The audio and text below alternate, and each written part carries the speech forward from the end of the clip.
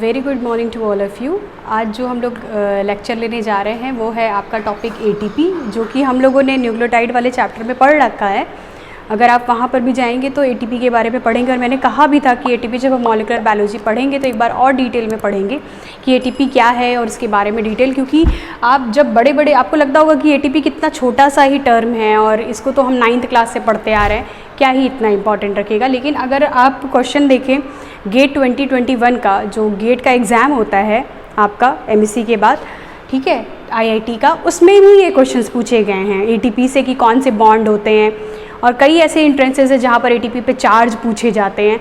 तो ये सब को हल्का मत लीजिए आप लोग, ये सब छोटे छोटे टर्मिनोलॉजी ही बेसिक्स आते हैं, और जिनका बेसिक नहीं क्लियर होता उन्हीं को दिक्कत होती है एंट्रेंस में। तो एंट्रेंस में ज़्यादातर बेसिक कॉन्सेप्ट्स आपके आते हैं, तो ATP को हल्के में मत लीजिएगा, इसको एक बार पढ़िएगा और क्वेश्चन लगाइएगा, आपके क्वेश्चंस लगेंगे, ठीक है।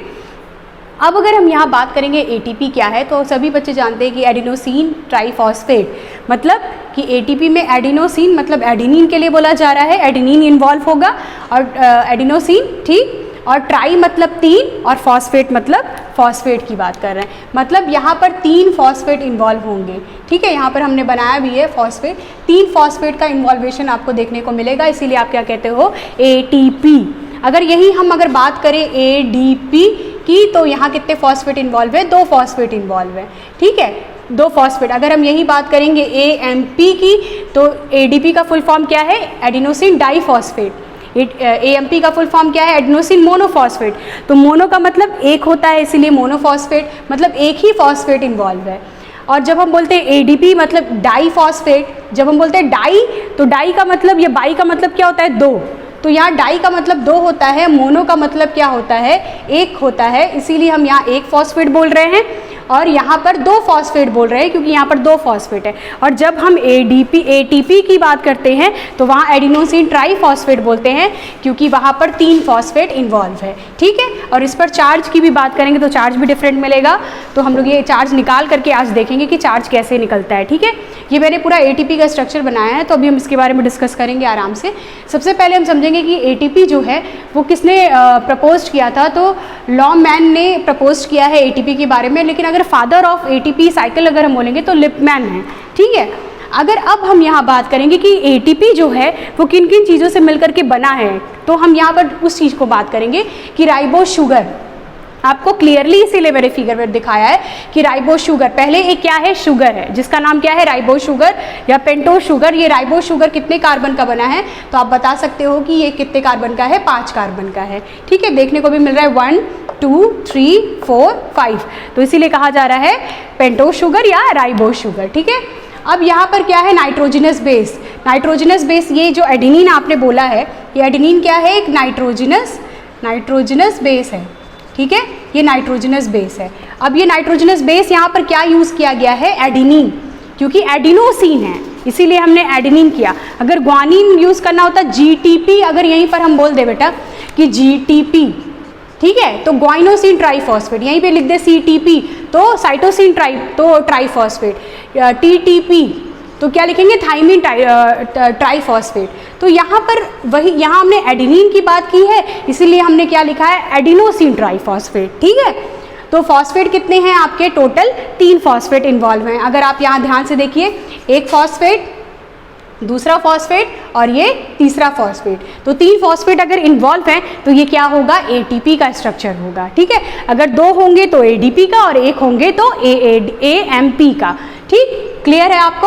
अब यहाँ पर हमने बात किया है कि जो ATP का एक्टिव फॉर्म है, वहाँ पर आपको किसी न किसी कोफैक्टर की रिक्वायरमेंट होती है, और वो कोफैक्टर कौन है, अगर ATP है तो ATP को काम करने के लिए, एक्टिव रहने के लिए आपको क्या चाहिए, या तो Mn2+ चाहिए, डाईवैलेंट आयंस की जरूरत पड़ती है, या Mg2+ की चाहिए।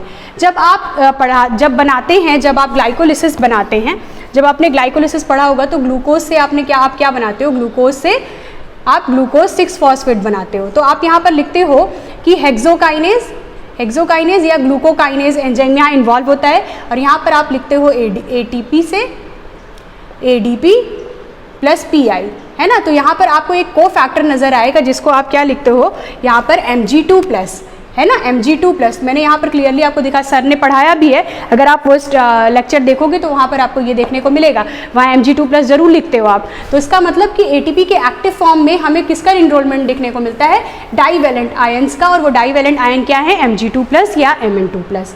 ठीक है बेटा।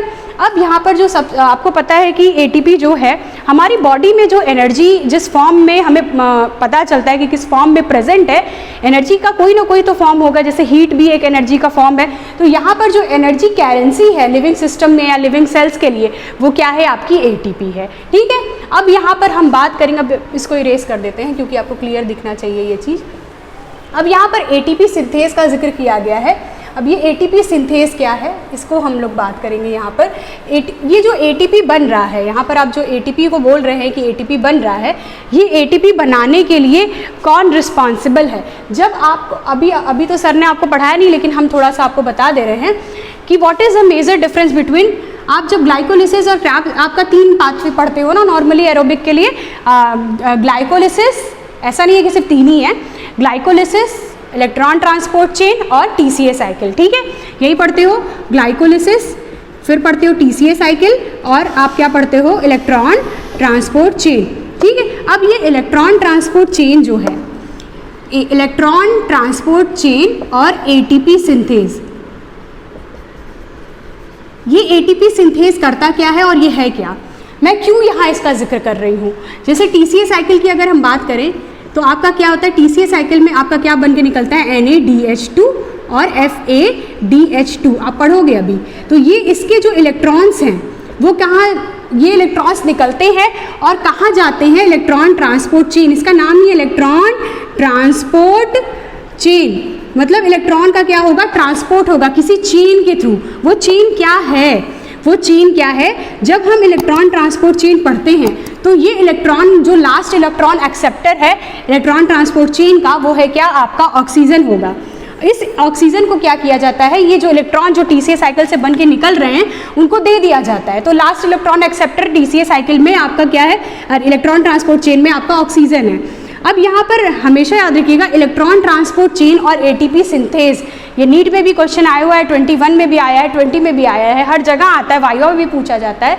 तो बहुत से बच्चों को लगता है ना कि इलेक्ट्रॉन ट्रांसपोर्ट चेन का ही काम है ATP को बना देना। नहीं बेटा, इलेक्ट्रॉन ट्रांसपोर्ट चेन का काम नहीं है। आप इलेक्ट्रॉन ट्रांसपोर्ट चेन के अलावा एक और पढ़ते हैं जिसका नाम ATP सिंथेज है, और ये ATP सिंथेज एंजाइम जो है, ये क्या है, एंजाइम है। और इसका काम कहाँ, इसका ये कहाँ प्रेजेंट होता है, माइटोकॉन्ड्रिया में। ठीक है, ये कहाँ प्रेजेंट होता है, माइटोकॉन्ड्रिया में, माइटोकॉन्ड्रिया में। ठीक है, और माइटोकॉन्ड्रिया में 2, इनर मेम्ब्रेन और मैट्रिक्स 2 आता है, क्योंकि जो ATP सिंथेज है वो 2 पार्ट में, F1 और F0। सर पढ़ाएंगे आपको डिटेल में, हम एक ओवरव्यू दे रहे हैं क्योंकि ATP पढ़ रहे हैं तो ये बात जानते रहेंगे कि डिफरेंस क्या है, क्योंकि बहुत से लोग डिफरेंस ही नहीं जानते। ठीक है, तो इसका कुछ पार्ट जो F1 और F यहाँ पर मैंने लिखा है कि F1 जो है वो मैट्रिक्स की तरफ लोकेटेड होता है और F0 जो होता है इनर मेम्ब्रेन की तरफ लोकेटेड होता है। अब ये जो इलेक्ट्रॉन ट्रांसपोर्ट चेन है, वो इलेक्ट्रॉन ट्रांसपोर्ट चेन के 4 कॉम्प्लेक्सेस आपको देखने को मिलेंगे। ठीक है, ये 4 कॉम्प्लेक्स होगा, कॉम्प्लेक्स 1, 2, 3 और 4, ये 4। और लास्ट इलेक्ट्रॉन एक्सेप्टर कहाँ बैठा होता है, यही ऑक्सीजन यहीं पर है। तो इसी को क्या क्या दे दिया जाता है, इसी इलेक्ट्रॉन को, लास्ट इलेक्ट्रॉन एक्सेप्टर ऑक्सीजन को दे दिया जाता है। तो ये जो इलेक्ट्रॉन ट्रांसपोर्ट हो रहा है वो कॉम्प्लेक्स 1, 2, 3, 4 में से क्या हो रहा है, ट्रांसपोर्ट हो रहा है। इस इलेक्ट्रॉन ट्रांसपोर्ट मैकेनिज्म का मेन रोल क्या है, जितना इलेक्ट्रॉन ट्रांसपोर्ट होगा उतना ही हाइड्रोजन भी ट्रांसपोर्ट होगा। तो ये पूरा एक्चुअल में इलेक्ट्रॉन ट्रांसपोर्ट चेन के अंदर सिर्फ कॉम्प्लेक्स 4 तक ही आता है, 1 से लेके 4 तक। Complex 5 is a part of ATP synthase, right. एक क्वेश्चन ये भी पूछा गया कि कॉम्प्लेक्स 5 को कहते क्या है, तो ATP सिंथेज कहते हैं, और ये इलेक्ट्रॉन ट्रांसपोर्ट चेन का पार्ट नहीं है। ठीक है, यहाँ पर कॉम्प्लेक्सेस के थ्रू क्या बनता है, आपका इलेक्ट्रॉन ट्रांसपोर्ट चेन का काम सिर्फ इतना है कि यह हाइड्रोजन या प्रोटॉन को एक्यूमुलेट करे। ठीक है, एक्यूमुलेशन करे, प्रोटॉन का ग्रेडियंट डेवलप करे। आप बोल सकते हो कि प्रोटॉन का क्या डेवलप करे, ग्रेडियंट डेवलप करे। मतलब प्रोटॉन जिसको हम लोग H+ से दिखाते हैं, ग्रेडियंट डेवलप करे। क्योंकि कहीं पर प्रोटॉन ज़्यादा और कहीं पर प्रोटॉन कम मिलेगा, जैसे मैट्रिक्स से इनर मेम्ब्रेन स्पेस में प्रोटॉन को पंप किया जाता है, ठीक है, तो प्रोटॉन का ग्रेडियंट डेवलप होगा। क्यों? अब ये प्रोटॉन को बस इलेक्ट्रॉन ट्रांसपोर्ट चेन का काम इतना ही है कि ये प्रोटॉन को एक्यूमुलेट करके देता है, ठीक है। क्योंकि क्यों, अब ये क्यों, क्योंकि ये प्रोटॉन को एक्यूमुलेट क्यों किया, क्योंकि जब 3 प्रोटॉन मिलकर के आपका क्या बनाते हैं, एक एटीपी का फॉर्मेशन करते हैं, ठीक है। क्योंकि और ये प्रोटॉन को एक्यूमुलेट, कहीं कहीं आपको 3 कहीं कहीं 4 देखने को मिलेगा स्टैंडर्ड बुक्स में, तो आपका 4 प्रोटॉन मिलकर के या 3 प्रोटॉन मिलकर के एक एटीपी बनाते हैं। तो ये जो एक एटीपी बन रही है, ये प्रोटॉन को ला करके कौन दे रहा है, इलेक्ट्रॉन ट्रांसपोर्ट चेन, वो भी किस कॉम्प्लेक्सेस के थ्रू, 1 से लेकर के 4 कॉम्प्लेक्सेस के थ्रू बेटा, ठीक है, 1 से लेकर के 4 कॉम्प्लेक्सेस के थ्रू ये प्रोटॉन को एक्यूमुलेट करके या प्रोटॉन का ग्रेडियंट डेवलप करके यहाँ पर रख लेता है। अब एटीपी सिंथेस क्या करती है, एक एटीपी का फॉर्मेशन जो हो रहा है उसकी जिम्मेदारी किसको दी गई है, एटीपी सिंथेस को। मतलब एटीपी सिंथेस क्या करता है, एटीपी का फॉर्मेशन करता है और इलेक्ट्रॉन ट्रांसपोर्ट चेन की मदद से सिर्फ और सिर्फ आपका क्या बनता है, H+ का ग्रेडियंट डेवलप होता है, ठीक है। तो आज आपको एक डिफरेंस भी पता चल गया, what is the major difference between electron transport chain and ATP synthase, ठीक है। ये नीट में काफ़ी क्वेश्चन बार, कई आप इसी बार का क्वेश्चन देख लो 2021 का, तो आपको क्वेश्चन मिल जाएंगे, ये कई बार पूछा गया है ये क्वेश्चन। अब यहाँ पर हमें ये चीज़ ये भी क्लियर हो गया, तो हम इसे भी इरेज कर दे रहे हैं, ठीक है। अब हम यहाँ बात करते हैं एटीपी के स्ट्रक्चर की। अगर हम यहाँ पर एटीपी का स्ट्रक्चर अगर हम यहाँ ध्यान से देखें तो अब हमें क्या समझना है, सबसे पहले बॉन्ड, कि कौन सा बॉन्ड पाया जा रहा है एटीपी में, फिर हम चार्ज को देखेंगे, फिर उसके फॉस्फेट को क्या कहते हैं वो हम देखेंगे। तो सबसे पहले अगर आप एटीपी का स्ट्रक्चर देख रहे हैं तो आपको क्या देखने को मिल रहा है, एक राइबोस शुगर, 3 फॉस्फेट और आपको एक एडिनिन दिख रहा है जो कि क्या है, प्यूरिन है, ठीक है। ये क्या है, नाइट्रोजनस बेस जो कि क्या है, प्यूरिन, पिरिमिडिन 2 होते हैं, तो ये प्यूरिन है। अब ये प्यूरिन है तो यहाँ पर एडेनिन में जो नंबरिंग की गई है, एडेनिन को कैसे समझेंगे, क्योंकि एडेनिन 6 आपका कितना मेंबर रिंग होता है, 9 मेंबर रिंग होता है ना, मैंने ये सब पढ़ा दिया है, 9 मेंबर रिंग होता है। और इसमें क्या हो रहा है, अगर आप ध्यान से देखिए तो आपको किस तरह से नंबरिंग देखने को मिल रही है, इस डायरेक्शन में देखने को मिल रही है, ठीक है। तो ये सब ध्यान से देखिएगा, नंबरिंग भी मैंने प्रॉपर कर रखा है। 9 मेंबर क्यों, क्योंकि 9 कार्बन है यहाँ पर, ठीक है। तो प्यूरिन जो है ये क्या है आपका यहाँ पर एडिनिन, इसीलिए एडिनोसिन बोला जा रहा है, ठीक। अब ट्राइफॉस्फेट भी क्लियर हो गया, राइबोस शुगर भी। अब यहाँ पर ध्यान से देखिए कि जो राइबोस शुगर है, मैंने यहाँ पर बताया था कि ये जो एडिनिन है जब राइबोस शुगर से अटैच हुआ है तो कहाँ पर किस कार्बन से अटैच हुआ है, इसका C1, और एडिनोसिन का, एडिनिन का क्या इन्वॉल्व हुआ है, 9 कार्बन, और 9 कार्बन पे क्या अवेलेबल है, N अवेलेबल है, नाइट्रोजन, और C पर क्या, यहाँ पर फर्स्ट कार्बन पे क्या अवेलेबल है, फर्स्ट कार्बन यहाँ पर इन्वॉल्व है। तो इसीलिए प्यूरिन का मैंने लिखा है N9 और C1 क्या है, इन्वॉल्व है, क्या बनाने के लिए, ग्लाइकोसिडिक बॉन्ड बनाने के लिए। क्योंकि ग्लाइकोसिडिक बॉन्ड मैंने बताया था आपको एक स्ट्रॉन्ग बॉन्ड है, और ये कहाँ प्रेजेंट होता है, हमेशा शुगर पे।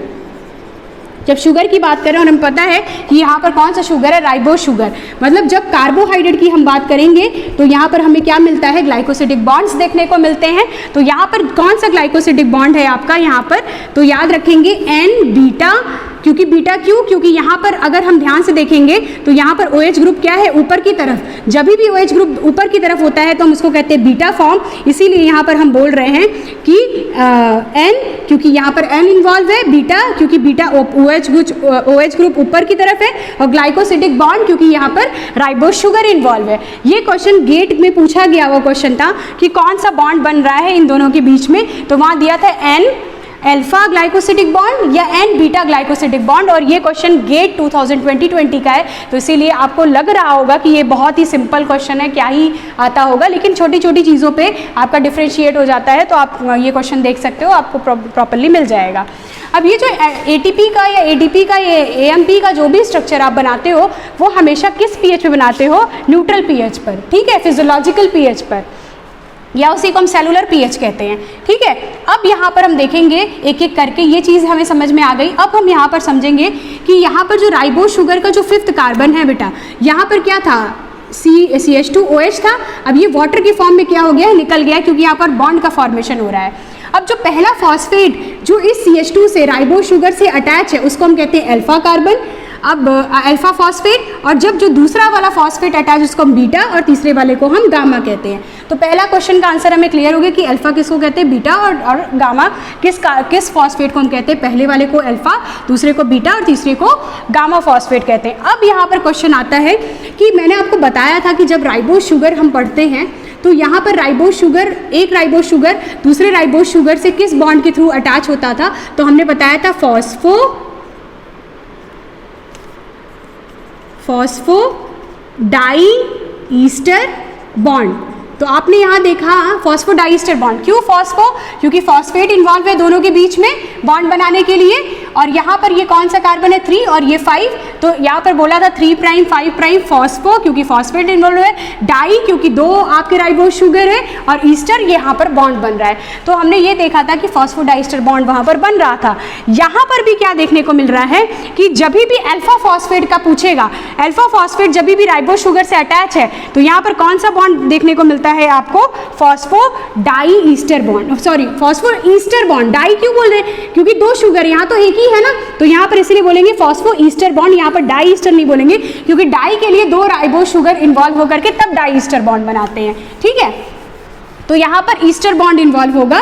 तो एक जो पहला फॉस्फेट है जिसको हम अल्फा फॉस्फेट कह रहे हैं, ये अल्फा फॉस्फेट पे जो बॉन्ड बनता है राइबोज शुगर की मदद से, वो क्या होता है, फॉस्फोडाई ईस्टर बॉन्ड। और ये बॉन्ड जो होता है आपका एक तरह का क्या है, ये भी कोवैलेंट बॉन्ड है। कोवैलेंट बॉन्ड कहने का मतलब स्ट्रॉन्ग बॉन्ड जो स्ट्रांगली अटैच होता है।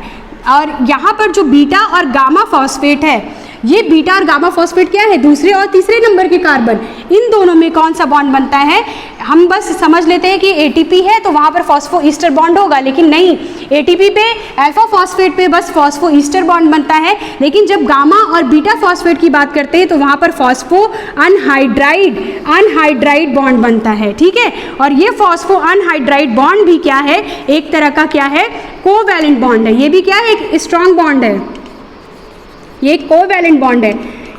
अगर बॉन्ड, अब आपको लग रहा होगा कि जब भी हम फॉस्फो अनहाइड्राइड बॉन्ड की बात करेंगे तो 2 फॉस्फो अनहाइड्राइड बॉन्ड है, 2, और एक आपका क्या है, फॉस्फो ईस्टर बॉन्ड। ठीक है, अब इन दोनों का कंपैरिजन कौन ज़्यादा स्ट्रॉन्ग है, क्योंकि दोनों ही कोवैलेंट बॉन्ड है, लेकिन दोनों में से सबसे ज़्यादा अगर स्ट्रॉन्ग बॉन्ड की बात देखने को आप देखोगे कि किसकी एनर्जी ज़्यादा है, तो आप देखोगे इसकी 30 किलो जूल पर मोल आपकी क्या है, इसकी एनर्जी है, और इसकी 14 किलो जूल पर मोल इसकी एनर्जी देखने को मिलेगी। तो इसके कंपैरेटिवली इसकी एनर्जी क्या है, ज़्यादा होती है, लेकिन दोनों ही है कोवैलेंट बॉन्ड, मतलब दोनों ही क्या है, आपके स्ट्रॉन्ग बॉन्ड के ही अंदर आएंगे। अब यहाँ पर हमने ये बात तो समझ लिया, तो अब हम इसे इरेज कर दे रहे हैं।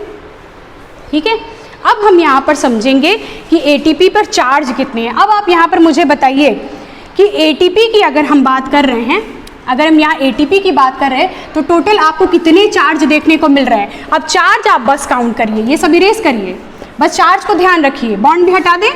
ठीक है, बॉन्ड भी हटा दे रही हूँ मैं, बस चार्ज को ध्यान रखिए बेटा, चार्ज को ध्यान दीजिए, स्क्रीनशॉट ले लीजिएगा आप लोग, बस चार्ज पे ध्यान दीजिए। चार्ज, चलिए अब चार्ज निकालते हैं। चार्ज देखिए आपको क्या देखने को मिला, टर्मिनल जो फॉस्फेट है, ये क्या है, टर्मिनल फॉस्फेट। ये टर्मिनल फॉस्फेट क्या होता है, टर्मिनल मतलब किनारा, इंड। ठीक है, इंड का जो फॉस्फेट है, इंड के फॉस्फेट में हमेशा आपको कितने चार्ज देखने को मिलेंगे, 2। तो ध्यान से देखिए, क्यों, क्योंकि एक O यहाँ पर निगेटिव है, एक O यहाँ निगेटिव है। ठीक है, ध्यान से देखिएगा। तो ये टर्मिनल फॉस्फेट में हमेशा कितने चार्ज होंगे, 2। बाकी सभी में कितने होंगे, एक एक ही देखने को मिलेंगे। बाकी सब पर आपको क्या देखने को मिलेगा, एक ही देखने को मिलेगा, लेकिन टर्मिनल पर आपको 2 फॉस्फेट देखने को मिलेंगे। ठीक है, क्योंकि बॉन्ड में इन्वॉल्व हो जा रहे हैं ना बाकी सारी, इसलिए। तो यहाँ पर अगर आप टोटल काउंट करो तो कितने हैं, एटीपी मतलब अगर हम एटीपी का स्ट्रक्चर बना रहे हैं तो एटीपी के स्ट्रक्चर में कितने फॉस्फेट पर कितना नेगेटिव चार्ज है, तो आप यहाँ करो 1 2, ठीक है, और 2 यहाँ से ले लो, तो टोटल कितने मिल गए आपको टोटल कितने चार्ज मिले आपको, -4 आपको एटीपी पे चार्ज देखने को मिल रहा है। ठीक है, तो चार्ज पर भी क्वेश्चंस आते हैं।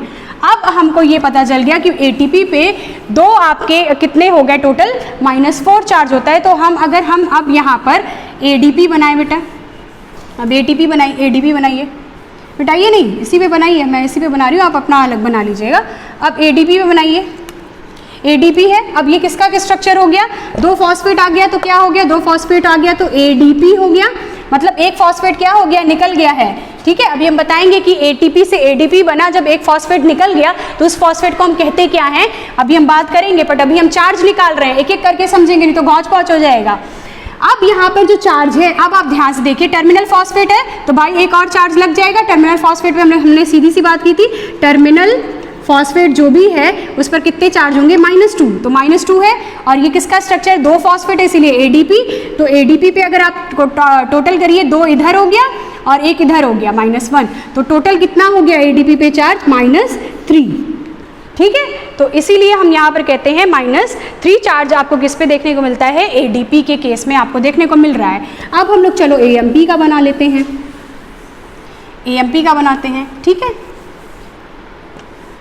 अब AMP का बनाते हैं तो यहाँ पर हमें क्या देखने को मिलेगा, AMP के केस में सिर्फ और सिर्फ अल्फा फॉस्फेट है ना, अल्फा मतलब एक ही फॉस्फेट देखने को मिल रहा है। और यहाँ पर टर्मिनल पर भी हमें क्या मिलेगा, ये हमारा क्या है, टर्मिनल फॉस्फेट। अब टर्मिनल फॉस्फेट पे क्या होंगे, 2 चार्ज, तो यहाँ पर टोटल कितने होंगे, AMP का ये स्ट्रक्चर हो गया, एडिनोसिन मोनोफॉस्फेट, तो यहाँ पर कितने चार्ज हो गए, -2।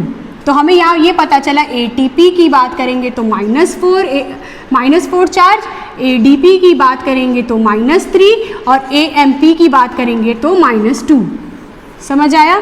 तो ये आपका क्या हो गया, हमने एक बॉन्ड निकालना पता चल गया, ठीक है। मतलब हम जब AMP की बात करेंगे तो हमें सिर्फ क्या देखने को मिलेगा, फॉस्फो ईस्टर बॉन्ड देखने को मिलेगा। जब ADP की बात करेंगे तो फॉस्फो डाईस्टर और phospho Easter plus phospho anhydride, और ATP की बात करेंगे तो 2 फॉस्फो अनहाइड्राइड और 1 आपका फॉस्फो ईस्टर बॉन्ड देखने को मिलेगा। तो आपको ADP, AMP और ATP पे भी डिफरेंस देखने को मिलता जा रहा है with the help of charge, with the help of bond.